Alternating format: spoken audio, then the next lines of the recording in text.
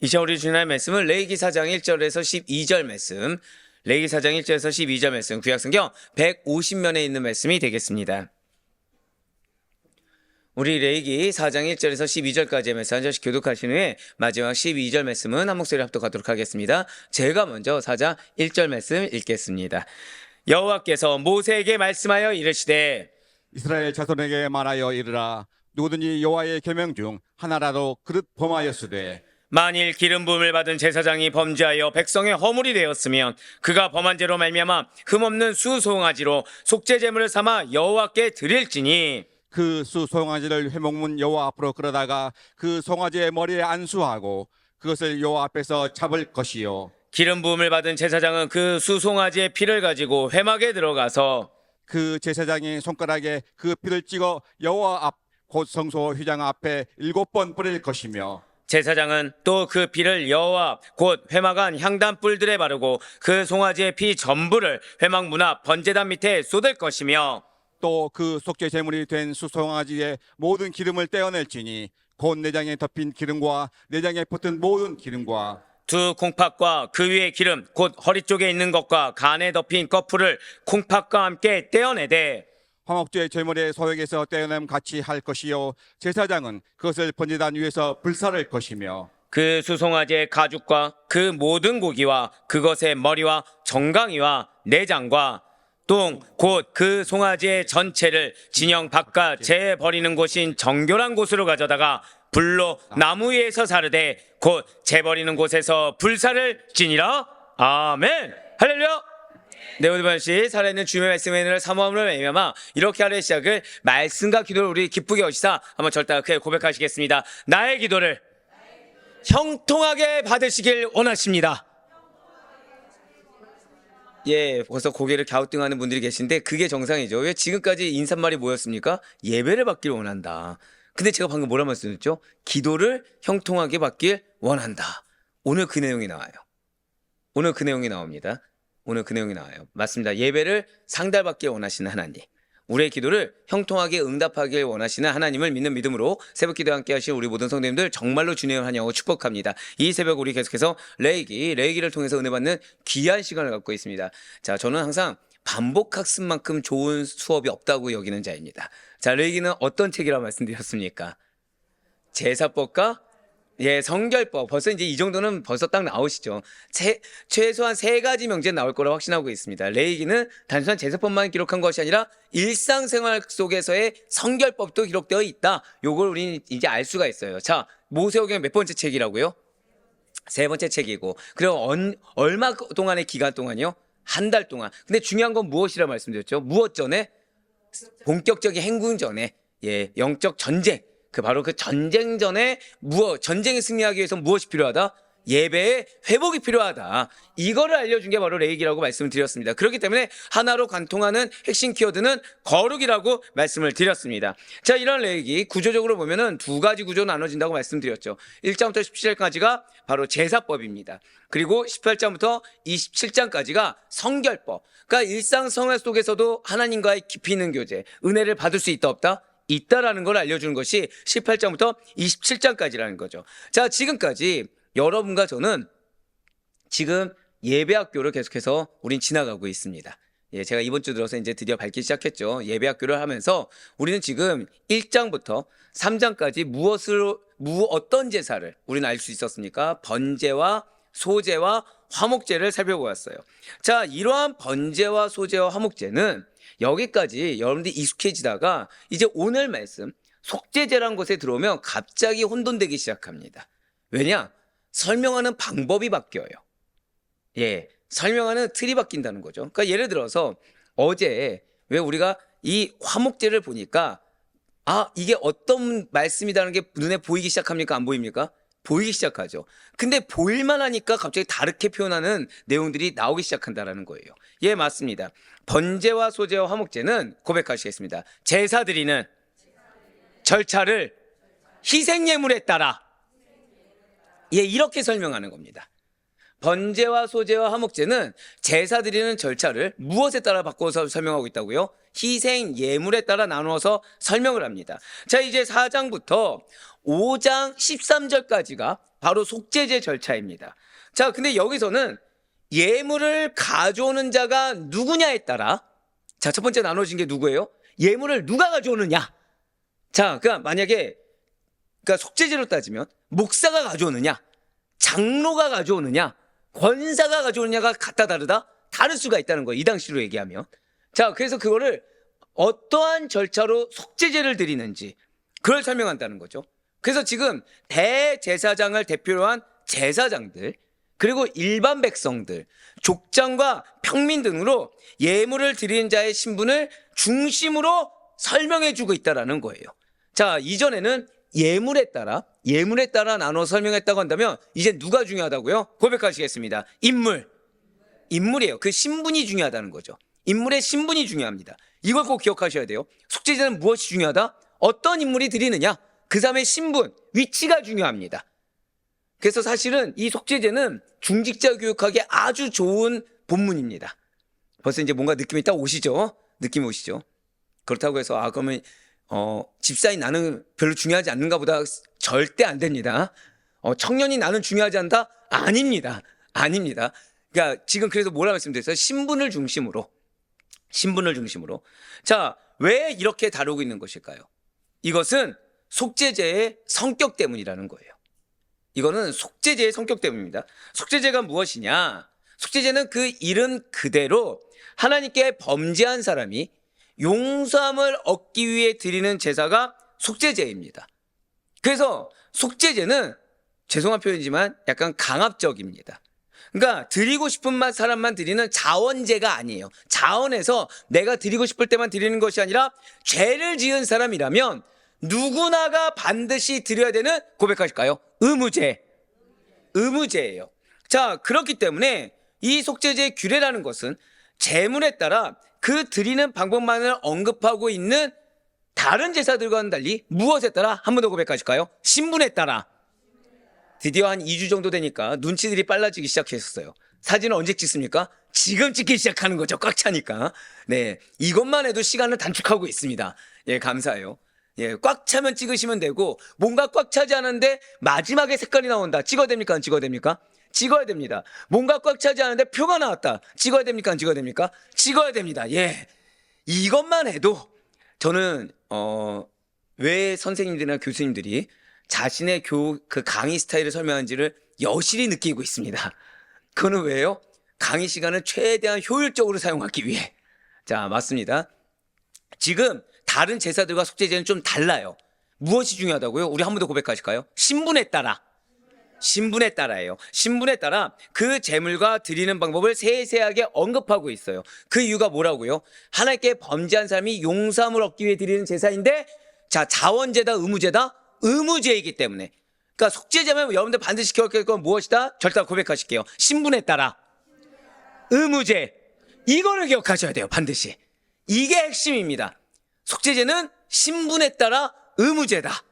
자, 제가 그저께 간과 그 콩팥을 설명한 이유를 어제 되니까 아셨잖아요. 반복해서 할 때는 이걸 알아야 속죄제가 이해가 됩니다. 신분에 따라 의무제다. 자, 그 가운데 오늘 본문이 레위기 4장 1절부터 12절까지의 말씀은 대제사장으로 대표되는 제사장을 위한 속죄제 규례에 대한 내용이에요. 자, 오늘 본문은 대제사장으로 대표되는 제사장을 위한 속죄제 규례에 대한 내용입니다. 오늘 특별히 말씀을 드릴 때는 이 타이틀이 좀 중요해요. 타이틀을 계속해서 주목하시면 좋을 것 같습니다. 자, 여기 이 본문은 크게 두 부분으로 나뉠 수가 있어요. 자, 앞서 이 속죄제 규례는 무엇으로 나눈다고 말씀드렸습니까? 신분이죠. 맞습니다. 신분별로 나누어 설명되어져 있다라고 말씀을 드렸습니다. 그래서 전체 대상에 적용되는 속죄제의 가장 기본이 되는 원칙을 1절과 2절이 얘기해 주고 있고요. 즉 1절과 2절은 대상이 전체입니까? 제사장입니까? 전체라고 말씀을 드렸어요. 전체 대상에 적용되는 속죄제의 가장 기본되는 원칙을 1절과 2절이 얘기해 주고 있고, 3절부터 12절까지가 대제사장으로 대표되는 제사장을 위한 속죄제에 대한 규례라는 거죠. 이거를 착오하면 안 된다라는 거예요. 이걸 착오하면 안 됩니다. 자, 그래서 미리 구조를 말씀해 드린 거예요. 자, 요거를 생각하시면서 먼저 오늘 본문인 레위기 자, 네, 찍으세요. 네. 레위기 4장 1절과 2절 말씀을 한번 보도록 하시겠습니다. 한 번만 다시 보여주셔야 될 것 같아요. 아직 다 안 찍으셨어요. 한번 다시 보여주세요. 자, 오늘 본문의 구조가 이겁니다. 오늘 본문의 구조가 이거예요. 자, 오늘 본문의 구조가 이거고, 레위기 4장 1절과 2절 말씀 보도록 하시겠습니다.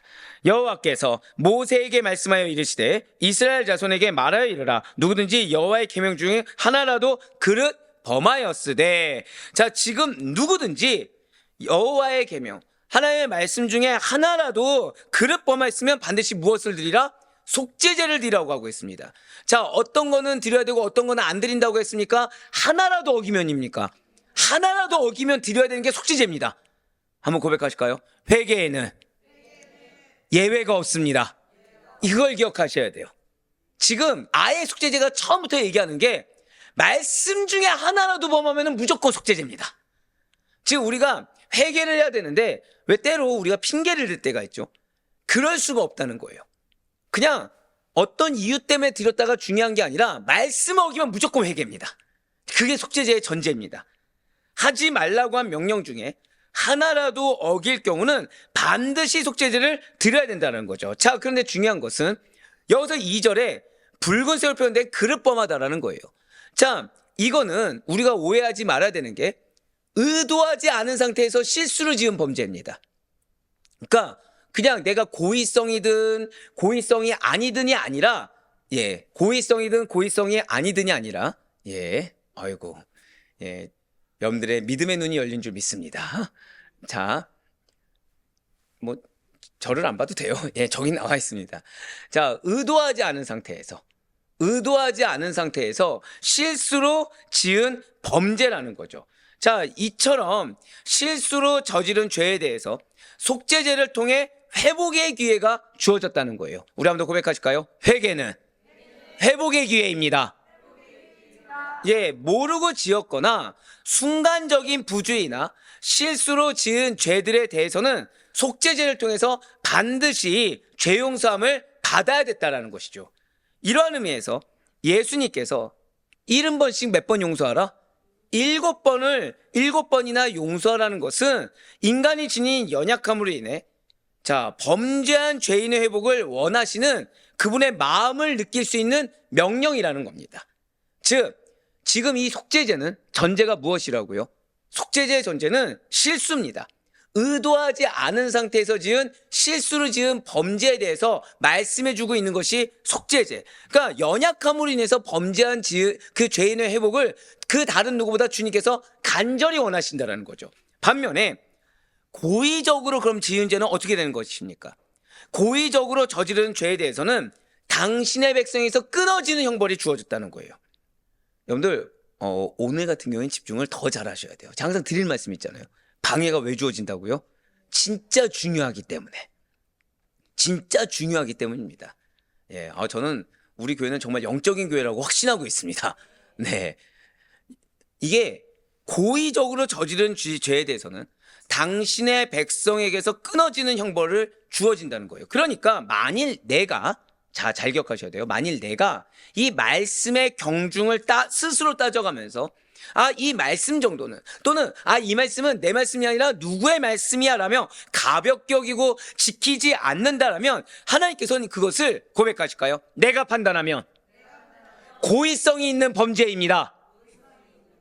바로 그거예요. 내가 판단하면 고의성 있는 범죄를 보시고 반드시 징계할 수밖에 없다라는 겁니다. 왜입니까?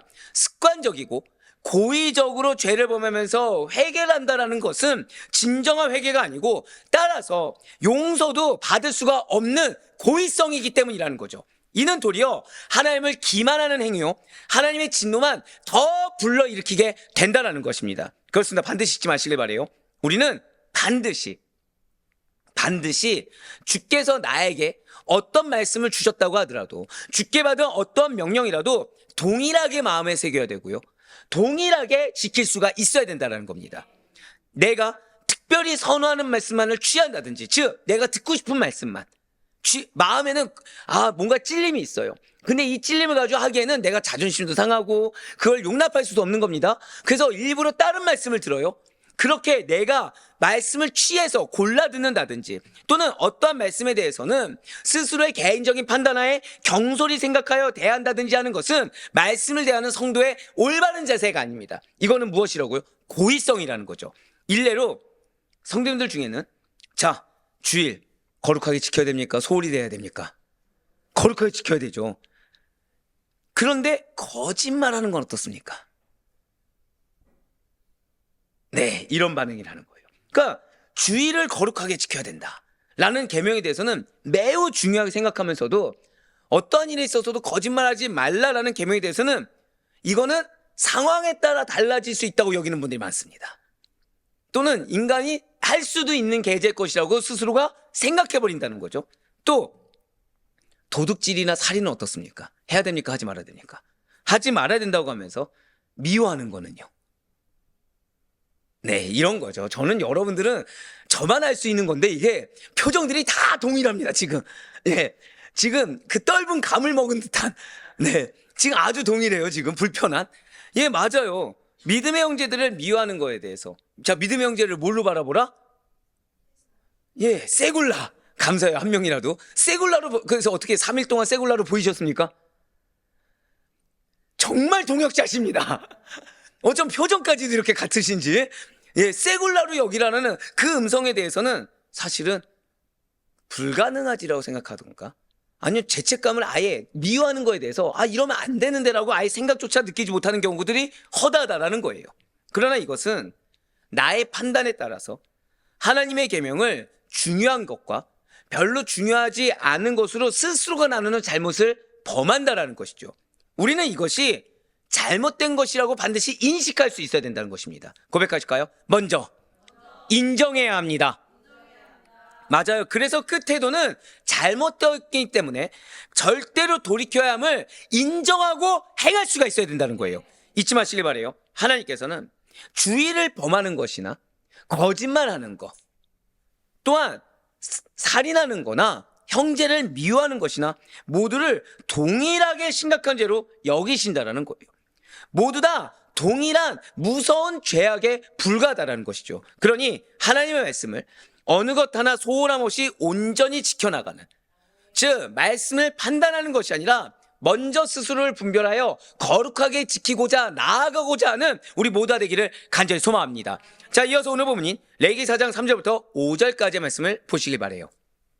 만일 기름 부음을 받은 제사장이 범죄하여 백성의 허물이 되었으면 그가 범한 죄로 말미암아 흠없는 수송아지로 속죄 제물을 삼아 여호와께 드릴지니 그 수송아지를 회막문 여호와 앞으로 끌어다가 그 수송아지의 머리에 안수하고 그것을 여호와 앞에서 잡을 것이요 기름 부음을 받은 제사장은 그 수송아지의 피를 가지고 회막에 들어가서 아멘. 자, 지금 이거는 제사장이 범죄했을 경우입니다. 자, 3절부터 5절이 뭐라고요? 지금 현재 그 이후까지 3절부터 12절까지는 제사장이 범죄했을 경우입니다. 이때는 무엇을 드려야 되죠? 지금 흠없는 수송아지입니다. 지금 여러분들이 보시는 바와 같이 붉은색으로 표현된 글씨가 수송아지입니다. 무려 4번씩이나 수송아지라고 기록이 되어 있어요. 이 믿음의 눈들 정말 축복합니다, 제가. 네, 수송아지예요. 자, 누구를 먼저 잡아야 된다고요? 수송아지를 반드시 제물로 잡아야 됩니다. 제가 지금 웃자고 한 걸까요? 중요하니까 반복하는 걸까요? 중요합니다. 정말 중요합니다. 이게 동일한 수송아지 같지만 매우 중요합니다. 자, 먼저 여러분들 기억하고 계시죠? 제물 잡는 법, 흐름. 첫 번째 뭐 한다고요? 안수. 그 다음 뭐 한다고요? 도살. 그 다음 뭐 한다고요? 피를 뿌리는 것. 역시 동일합니다. 지금 여러분들이 스크린 통해 보신 거와 마찬가지로 자, 지금 먼저 수송아지 머리에서 안수하고 회막문에서 잡아 그 제물의 피를 가지고 회막에 들어가는 겁니다. 자, 이렇게 제사장의 속죄제 제물은 반드시 무엇으로 해야 된다? 수송아지여야 한다는 사실을 강조하기 위해 3절부터 5절 사이의 수송아지를 4번이나 반복하고 있다는 거예요. 그렇습니다. 제사장은 중요합니까? 중요하지 않습니까? 매우 중요한 위치에 있죠. 그렇기 때문에 가장 비싸고 가치 있다고 여기는 예물인 소를 제물로 삼아야 하며 동시에 제사장이 죄를 짓는다. 그러니까 말씀을 아는 자, 말씀을 가르치는 자, 또한 앞에서 리더, 영적 리더를 세움받은 이 제사장이 죄를 짓는다는 것이 얼마나 심각한 일인지, 또한 그에 따른 희생의 대가가 얼마나 큰 것인지를 알려주기 위해서 무엇을 잡는 겁니까? 수송아지를 잡는 겁니다. 왜입니까? 잊지 마세요. 기름 부음 받은 제사장이 죄를 범하는 것은 단순한 한 개인의 문제가 아니라 백성 전체가 죄를 범한 것처럼 간주되기 때문이라는 거죠. 그래서 아무리 의도적인 범죄가 아니라고 하더라도, 자, 오늘 본문은 고의성입니까? 실수입니까? 실수라고 이미 말씀드렸죠. 속죄죄는 지금 실수입니다, 지금. 그러니까 아무리 실수였다고 하더라도 하나님 앞에서는 반드시 처리해야 될 죄라고 인식되어졌다는 거예요. 자, 실수도 죄다 아니다? 죄라고 인정할 수 있어야 된다는 거죠. 그렇기 때문에, 자, 문제는 근데 그 죄를 누가 지었다고요? 제사장이. 영적 리더가 지은 겁니다. 가장 지금 영적 리더가 지은 죄는 개인의 것으로 끝나는 것이 아니라 전체가, 공동체 전체가 죄를 범하는 것으로 간주되기 때문에 가장 값비싸고 큰 희생을 상징하는 수송아지를 제물로 드리게 함으로 말미암아 고백하시겠습니다. 죄의 심각성, 죄의 심각성을 강조하고, 그리고 한 번 더 고백하실까요? 책임이 큽니다. 제사장의 책임이 크다는 표시로 지금 수송아지를 강조하고 있는 겁니다. 지금 무엇입니까? 우리 한번 고백하실까요? 지도자의 죄는 더 큰 속죄를 요구합니다. 네, 이러면은 보시면 돼요. 네, 더 큰 속죄를 요구합니다. 그렇습니다. 죄는 지위나 위치와는 상관없이 반드시 해결되어야 하는 것입니다. 게다가 영적 지도자의 죄는 더 큰 영향력과 책임을 가집니다. 그리고 하나님께서는 이러한 죄를 어떠한 경우에서도 가볍게 여기지 않으신다라는 거예요. 감사한 거는 동시에 속죄의 길을 열어주십니다. 이제 사진 찍으시면 될 것 같아요. 꽉 찼습니다. 네, 사진 찍으시면 될 것 같아요. 네, 예, 보시면 돼요. 네네. 자, 하나님께서 감사하게도 동시에 속죄의 길을 열어주신다는 거죠. 자, 누구입니까? 예수 그리스도시라는 거예요. 이러한 속죄제의 피가 무엇을 상징한다고요? 예수 그리스도의 보혈을 상징하는 겁니다. 그 피에는 바로 속죄의 기능뿐만 아니라 우리를 정결하게 하는 능력을 가지고 있다는 거예요. 이에 대해서 히브리서 기자가 그래서 이렇게 고백합니다. 이어서 히브리서 9장 22절의 말씀입니다. 율법을 따라 거의 모든 물건이 피로써 정결하게 되나니 피 흘림이 없은즉 사함이 없느니라. 아멘. 그렇기 때문에 저와 여러분이 다른 것을 의지해서는 안 됩니다. 오직 그리스도의 보혈로 말미암아 정결해질 수 있다는 것을 믿고 늘 주님만을 의지해야 된다는 거예요. 날마다 어둠의 일을 벗어나고자 스스로가, 자, 실수도 죄다 아니다? 죄다라는 것을 인식하고 그것을 벗어나기 위해 애쓸 수 있어야 됩니다. 그리스도의 보혈을 의지함으로, 그래서 날마다 빛의 갑옷을 덧입을 수 있는 우리가 되길 가지고 소망합니다. 억울할 수 있어요. 속상할 수 있습니다. 근데 그 순간 지금 주님께서 여러분들에게 바라시는 것은 마음에 누룩과 꿀을 품는 것이 아니라 오히려 보혈만을 덧입을 기를. 나에게 말씀을 해주신다고요? 빛의 갑옷을 입으라고. 그리하여 부름받은 자에 합당한 거룩과 정결이 일상의 삶의 앱에서 늘 항상 자연스럽게 흘러나올 수 있는 그런 열매 맺는 여러분과 제가 되기를 간절히 소망합니다. 계속해서 오늘 본문인 레위기 4장 6절과 7절 말씀 보도록 하시겠습니다. 그 제사장이 손가락에 그 피를 찍어 여호와 앞 곧 성소의 휘장 앞에 7번 뿌릴 것이며 제사장은 또 그 피를 여호와 앞 곧 회막안 향단 뿔들에 바르고 그 송아지의 피 전부를 회막 문 앞 번제단 밑에 쏟을 것이며. 아멘. 자, 지금 앞선 1절에부터 3절까지에서 말한 수송아지 속죄제가 실제로 어떻게 집행되는지를 보여주는 매우 중요한 장면이 6절과 7절 말씀입니다. 특히 여기서는 고백하시겠습니다. 피를 다루는 방식. 자, 6절과 7절이 뭐라고요? 속죄제가 실제로 어떻게 진행되는지 말해주는 거에 6절과 7절입니다. 바로 이게 무엇이냐? 피로 속죄함을 보여주고 있다는 것이죠. 6절과 7절이 뭐라고요? 피를 다루는 방식을 얘기해주고 있는데 피로 속죄함을 보여주는 게 6절과 7절이라는 거예요. 자, 그래서 말씀을 보시면 먼저 제사장은, 자, 아까 안수했죠. 도살했죠. 그래서 피를 가져갔죠. 자, 지금 말씀 보니까 피를 또 뿌립니까? 안 뿌립니까? 뿌리죠. 예, 맞아요.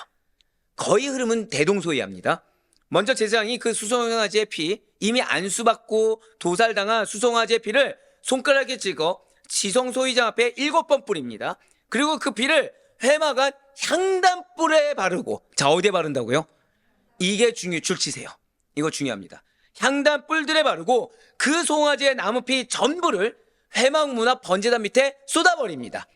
피 전부를 쏟아버립니다. 예, 맞습니다. 지금 특히 7절에 제사장이 희생제물로 바쳐진 짐승의 피를 어디에 발랐다고요? 회막안 향단불들에 바르도록 한 점을 주목해야 됩니다. 왜냐하면 여기에 매우 중요한 영적 원리가 있기 때문이라는 거예요. 그리고 이 말씀이 여러분들이 제일 좋아할 만한 말씀이고, 또 놀랍게도 하나님께서 여러분들에게 베풀고자 하는 은혜가 여기 담겨 있습니다. 자, 그것이 무엇입니까? 철저한 회개 없이는 기도의 응답도 없다라는 거예요. 자, 성경에서 향단이 무엇을 상징하냐? 성도들의 기도와 예배를 상징하는 것이 향단입니다. 자, 성경에서 향단이 무엇을 상징한다고요? 기도와 예배를 상징합니다. 그리고 이런 제사제도에서 피를 바른다, 이렇게 향단불에 피를 바른다 그랬잖아요. 피를 바른다가 무엇이냐면 부정함을 깨끗이 씻어내는 상징적인 행위입니다. 따라서 속죄 제물의 피를 향단에 바른다라는 것은 하나님과 우리 사이에 막혀있던 기도의 통로를 정결하게 씻어내고 다시 회복시킨다는 깊은 의미가 있습니다. 자, 그것도 어떻게 해요? 완전하게. 자, 하나님은 우리의 예배를 통해서 분명히 무엇을 주신다 약속하셨죠? 두 가지 기억하셔야 돼요. 회복의 은혜와 그리고 풍성한 공급하심의 은혜입니다. 자, 그래서 하나님은 우리의 막혔던 기도의 통로가 회복되길 원하시고, 즉 기도가 우리가 때로 안 될 때가 있죠. 이제 뒤에 나오겠지만 그거가 응답되길 원하신다라는 거예요. 그 다음에 예배 때 막 답답하고 내가 뭐하고 하는지 모르겠고 이런 모함이 아니라 형통함. 고백하실까요? 예배의 형통함. 예배의 형통함을 주길 원하신다는 거죠. 그래서 향단에 피를 바르게 하신다는 거예요. 그것도 어떻게 해요? 완전하게. 자, 7절에 하반절을 보시면 남은 피는, 정확히는 피는 어제 무엇을 상징한다고요? 생명을 상징한다고 말씀을 드렸습니다. 즉 생명을 상징하는 피는 번제단 아래 다 쏟아버린다고 나와 있지 않습니까? 이것은 생명을 하나님께 완전하게 드리는 것을 상징합니다. 그럼으로써 죄를 남김없이 처리하는 것을 의미한다는 거죠. 자, 그렇습니다. 지금 수송아지의 피가 3단계로 사용되어졌어요. 자, 먼저는 어디 앞에 뿌린다? 휘장 앞에 뿌린다는 겁니다. 이것이 무엇을 뜻하냐? 하나님 앞에서의 속죄를 의미합니다. 자, 그리고 두 번째로 어디에 발랐다고요? 향단 뿔에 바른다는 겁니다. 이게 무엇을 상징하냐? 기도와 관계가 회복되는 것, 즉 예배가 회복되는 것을 이야기합니다. 마지막으로 나머지 피를 번제단 아래 쏟아낸다라는 거예요. 이거는 뭐냐? 완전한 하나님 앞에, 자, 하나님은 우리의 예배를 상달받기 원하신다고 했죠. 근데 무엇을 통해서요? 헌신. 기억하시죠? 헌신에 우리가 고난, 겸손, 인내가 포함되지만 헌신을 받기를 원하신다고 하셨죠. 그 완전한 헌신과 죄의 제거를 의미하는 것이 나머지 피를 번제단 아래 쏟아내는 거예요. 결국 이 장면은 단순한 의식이 아니라는 거죠.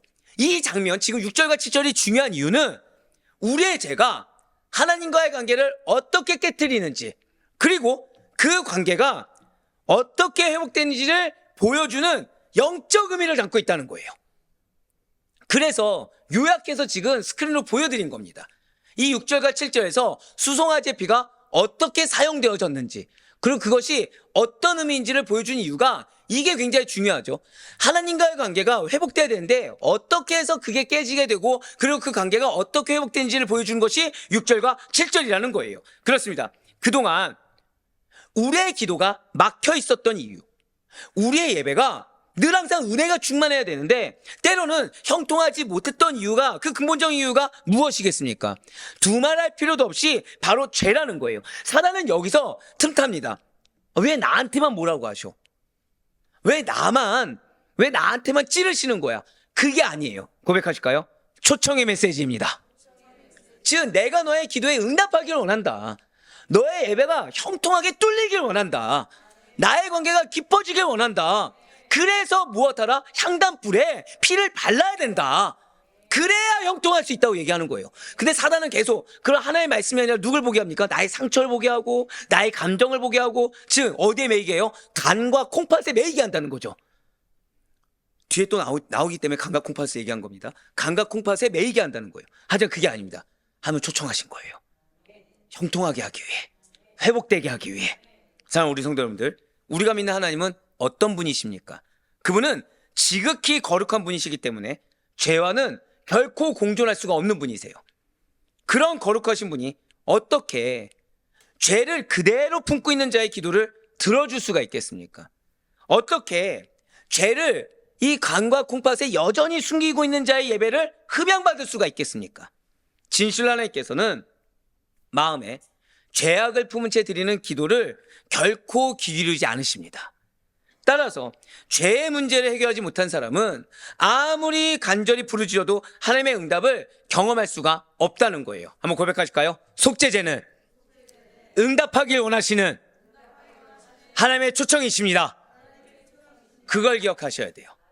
그러면 성도가 맞습니다. 기도의 응답을 받기 위해서, 예배의 은혜의 충만함을 받기 위해서 가장 먼저 해야 될 일은 향단의 뿔을 바르는, 즉 내 안에 숨겨진 죄를 철저하게 고백하고 회개함으로써 모든 불의를 나머지 피를 번제단에 쏟아내듯이 완전히 깨끗하게 씻어내는 것입니다. 그래야요 여러분들의 모든 기도와 예배가 주님께 상달될 수 있는 우리 모두가 되길 간절히 소망합니다. 이어서 오늘 본문이 레위기 4장 8절부터 10절까지의 말씀 보도록 하실게요. 지금 여기는 제사장의 속죄제의 마무리 절차가 진행되고 있습니다. 또 그 속죄제물이 된 수송아지의 모든 기름을 떼어낼지니 곧 내장에 덮인 기름과 내장에 붙은 모든 기름과 두 콩팥과 그 위에 기름 그 허리 쪽에 있는 것과 간에 덮인 거풀을 콩팥과 함께 떼어내되 화목제 제물의 소액에서 떼어낸 같이 할 것이요 제사장은 그것을 번제단 위에서 불사를 것이며. 아멘. 지금 딱 봐도 뭐가 보이십니까? 지금 아무것도 안 보이십니까? 자, 아마 여러분들 지금 이게 뭘 얘기하는 것 같은가요? 테스트 한번 해보겠습니다. 지금 이게 지금 뭘 요구하는 것 같은가요? 8절 9절 보니까 가장 좋은 것을 드려야 된다. 또 뭐가 보이십니까? 다시 화목제로 돌아가야 되나?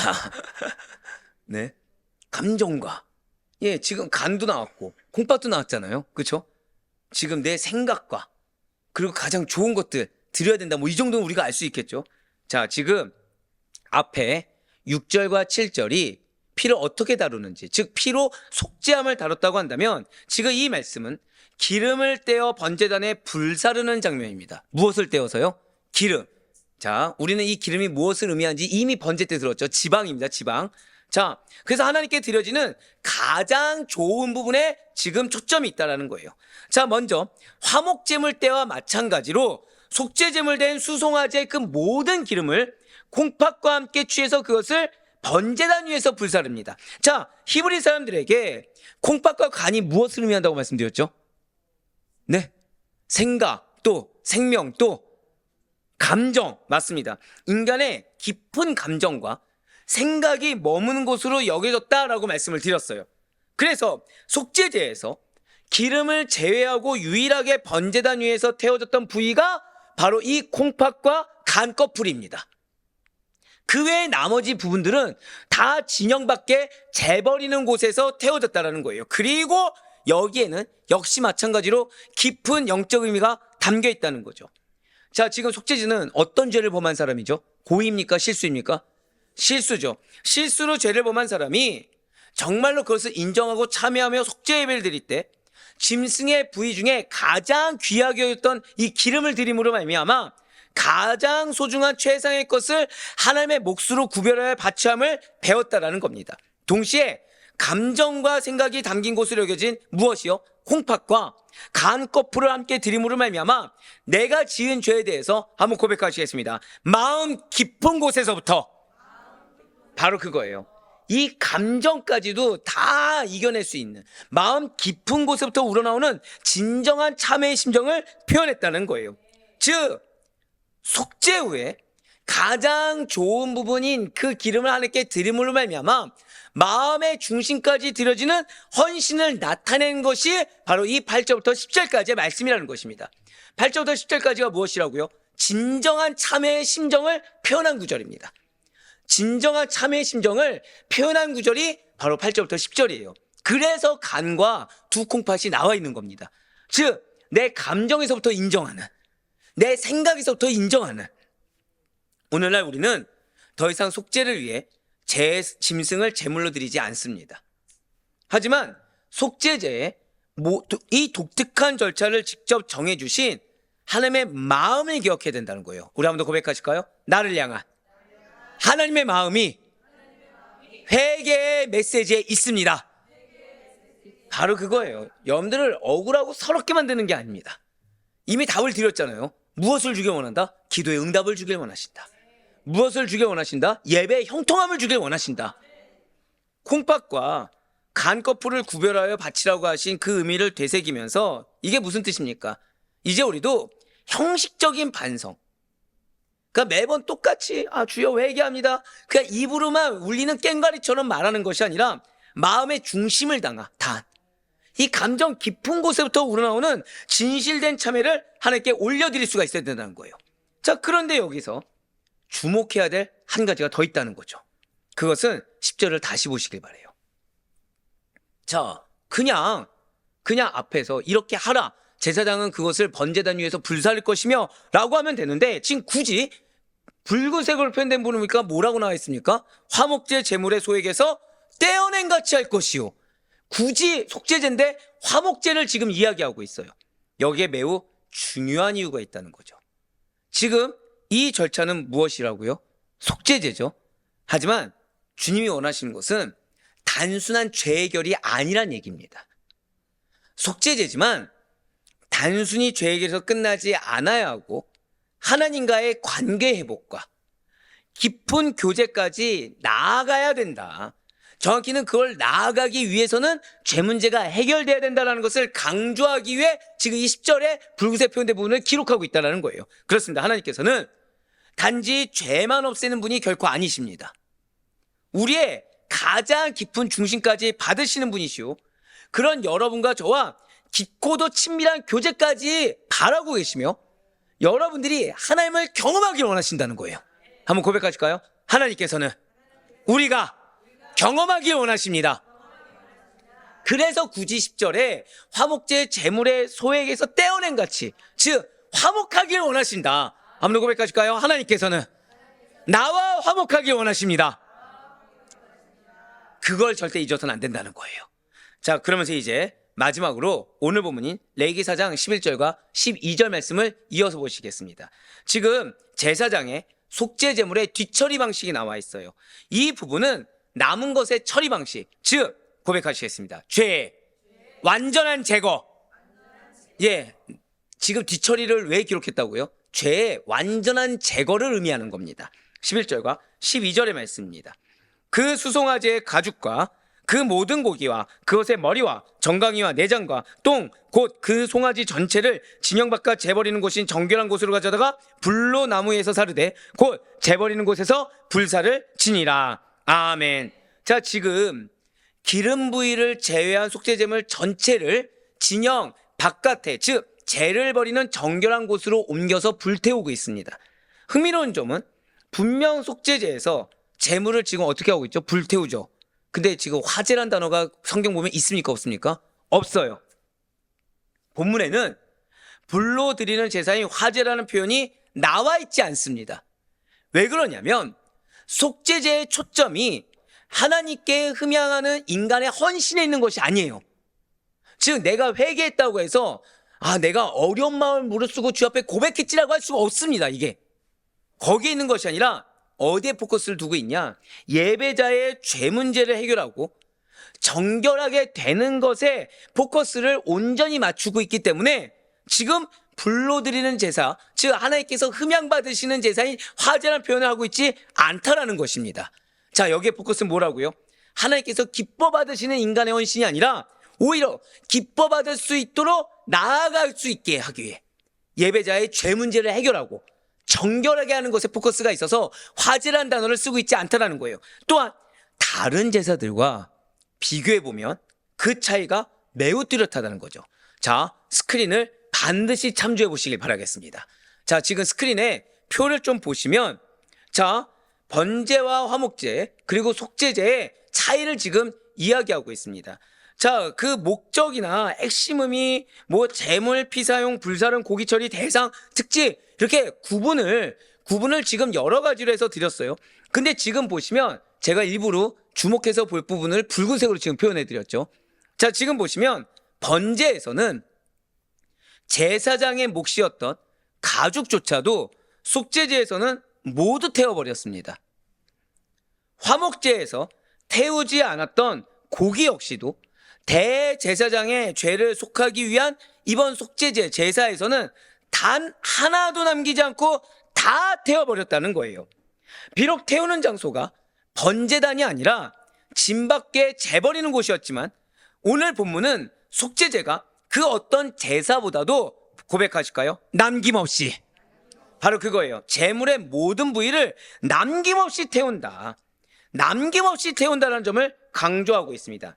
이런 면에서 대제사장의 속죄제라는 것은 진정한 의미의 번제다라고 할 수 있으며, 이것은 우리 안의 죄가 단 하나도 남김없이 모두 태워져야 된다는 것을 상징적으로 보여주고 있다는 거예요.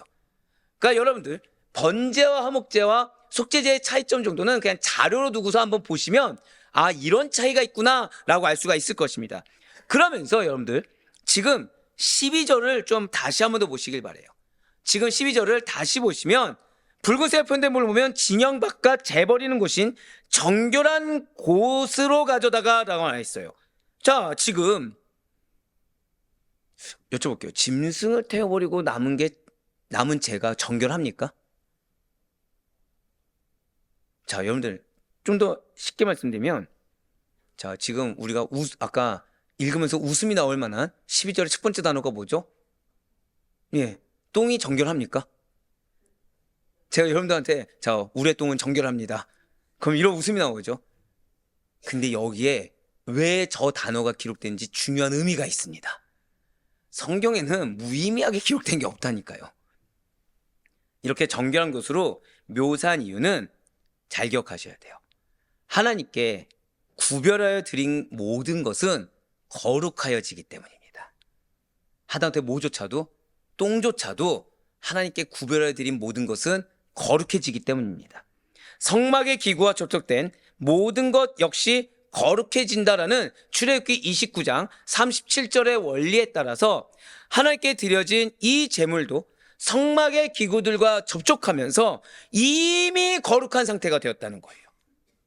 예, 맞습니다. 지금 그래서 본문에 똥이라는 표현이 나와 있지만 그것은 어디 안에 포함되어 있죠? 제물 내부 안에 포함된 상태였고 이미 이 제물 전체가 불살라지면서 거룩해졌기 때문에 진 밖에 정결한 곳에서 구별되어져서 불살라질 수가 있었다는 거예요. 맞습니다. 하나님이 거룩하다고 한 것은 그것이 설령 우리의 인간적인 기준에 더럽혀졌다고 하더라도 거룩해졌다. 지금 그 의미를 담고 있다는 거예요. 마지막으로 우리가 주목해야 될 점은 대제사장이나 온 회중을 위한 속죄제에는 지금 이 제사장의 몫이 전혀 없었다는 사실입니다. 이는 반드시 기억하시길 바라요. 나의 죄를 속하는 자리에서는 그 무엇도 취할 수가 없고 오직 죄 씻음과 정결함 자체만 만족해야 됩니다. 우리 때로 회개하면 하나님이 은혜 주실 걸 착각하죠. 그 은혜를 뭘로 받기를 원하죠? 세상적인 축복. 근데 그게 아니라는 거예요. 회개는 회개로 끝나야 됩니다. 오히려 회개 이후에 하나님과 화목하는 관계를 나아갔을 때 그때 하나님은 약속을 성취하시는 분이신 거지, 내가 회개했다고 마치 거래하듯이 나의 어떠한 분깃, 나의 어떠한 몫을 요구하면 안 된다라고 말하는 것이 바로 지금 12절입니다. 맞습니다. 이처럼 죄를 자복하는 자리에는 오직 하나님 앞에서의 온전한 헌신만 있어야 됩니다. 하나님 앞에 온전히 서 있는 것이 전부가 돼야 된다는 거죠. 사랑 우리 성도 여러분들, 제사장의 속죄제는 내 안의 죄를 단 하나도 남기지 않고 철저히 태워버려 함을 보여주고 있습니다. 지금 그 흐름을 한번 전체 흐름을 보면 더 명확해질 수가 있어요. 무슨 뜻입니까? 6절부터 7절까지 그 피라는 것은 하나님 앞에서의 속죄를 의미합니다. 그러면서 그것은 남김없이 바르고 다 뿌려졌어야만 됐어요. 그리고 8절부터 10절까지는 기름이었습니다. 기름은 하나님께 드려져야 되는 것을 강조하고 있었고 11절부터 12절까지 통해서는 나머지는 진 밖에서 다 완전히 제거해야 됨을 보여주었습니다. 결국 무엇입니까? 지도자로부터 지금 평민에 이르기까지 그 누구도 죄로부터 자유로울 수 있다 없다? 없다는 거예요. 죄로부터 자유로울 수 없기 때문에 우리는 날마다 거룩하신 하나님 앞에 겸손히 무릎 꿇고 나의 중심을 살피고 그리고 그것을 온전히 제거하는데 죄성을 온전히 제거하는데 포커스를 맞출 수가 있어야 된다는 거죠. 그리고 이제는 형식적인 고백을 뛰어넘어서 우리의 마음의 가장 깊은 곳까지 그리스도의 보혈로 씻어내어 하나님과 막혔던 그 모든 대화가 다시 뜨겁게 회복되어져야 된다는 거예요. 잊지 마시기 바랍니다. 주님은 여러분들의 기도가 막혀있는 것을 원치 않으십니다. 주님은 여러분들의 예배가 형식적인 걸 원치 않으세요. 정말 예배를 통해 형통한 예배, 즉 영적으로 후련해지고 예배를 통해 은혜를 충만히 받기를 원하시고요. 여러분들의 기도가 땅에 떨어지는 것이 아니라 응답되길 원하신다는 거죠. 잊지 마시기 바랍니다. 속죄제의 포커스는 정결함인데 정결함에서 끝나는 것이 아니라 어디까지 가야 된다고요? 관계 회복까지입니다. 바로 화목해지는 단계까지입니다. 그리고 속죄제는 무엇이 있다? 책임이 있다는 것을 자각해야 된다는 거예요. 무엇을 통해서? 진정한 예배를 통해서인 것입니다. 그렇습니다. 우리의 예배는 반드시 회복의 은혜가 있어요. 회개에서 멈춘 것이 아니라 하나님과의 관계 회복과 깊은 교제까지 나아가는 것이 그 깊고도 충만한 은혜를 경험하게 되는 것이 우리의 예배요 삶이며 하나님의 요청인 줄 믿으시길 바랍니다. 그래 바로 끊었기는 바로 오늘 하루 남김없이 태워진 제물처럼 먼저는 하나님께서 나를 한 번 더 고백하실까요? 나는 영적 리더입니다. 영적 리더는 내가 실수간에 지은 죄라고 하더라도 어쩔 수 없는 죄라고 하더라도 하나님 앞에서 반드시 해결해야 된다라는 책임을 잊지 마시고 그것이 왜요? 나에게서 끝납니까? 공동체까지입니까? 공동체까지이기 때문에 빨리 그걸 해결해야 되며 근데 이것이 마음이 어려워지고 왜 나만이라는 상실감을 주는 것이 아니라 오히려 하나님은 무엇을 바라기 때문에 나에게 회개를 원하신다? 기도의 응답과 예배의 형통함을 주길 원하셔서 누구에게요? 나에게. 한 번 더 고백하실까요? 하나님께서는 지금 나와 깊이 있게 교제하길 원하십니다. 바로 그거예요. 즉 여러분들이 영적 리더인데 즉 통로되는 축복의 통로, 사랑의 통로, 은혜의 통로가 되는 여러분이 하나님과 형통하지 못한다고 한다면 여러분들 통해 은혜 받을 그 영혼들은 과연 누구를 만날 수가 있겠습니까? 그러니 이 속죄제에 담긴 참된 의미, 나 자신의 어떤 것은 다 내려놓고 그래서 그것을 다 주의 앞에 정결하게 여겼을 때 주께서 주시는 정결한 생명력만 맞습니다. 그 생명력 넘치는 은혜의 삶 그리고 형통의 삶이 무엇인지를 경험하며 간증할 수 있는 우리 모두가 되기를 주님의 이름으로 간절히 축원합니다.